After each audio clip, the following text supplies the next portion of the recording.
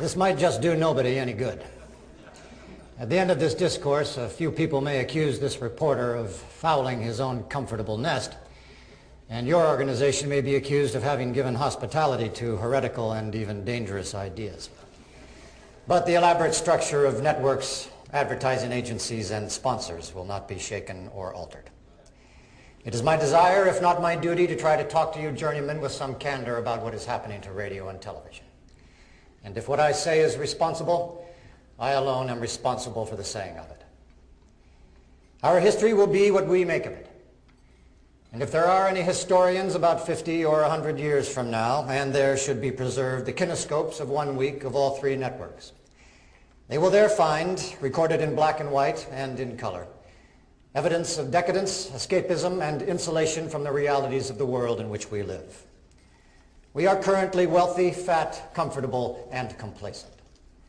We have a built-in allergy to unpleasant or disturbing information. Our mass media reflect this.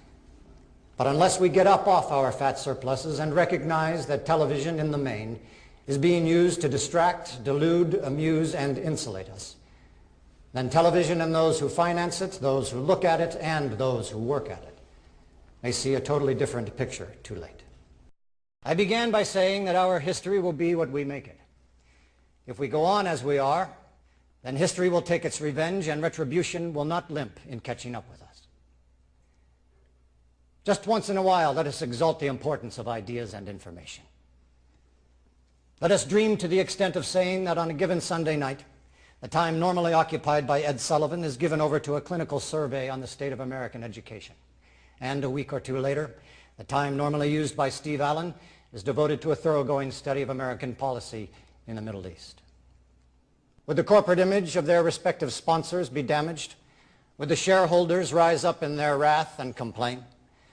Would anything happen other than a few million people would have received a little illumination on subjects that may well determine the future of this country and therefore the future of the corporations? To those who say people wouldn't look, they wouldn't be interested, they're too complacent, indifferent, and insulated, I can only reply, there is, in one reporter's opinion, considerable evidence against that contention. But even if they are right, what have they got to lose? Because if they are right, and this instrument is good for nothing but to entertain, amuse, and insulate, then the tube is flickering now, and we will soon see that the whole struggle is lost. This instrument can teach, it can illuminate, and yes, it can even inspire. But it can do so only to the extent that humans are determined to use it towards those ends. Otherwise, it is merely wires and lights in a box.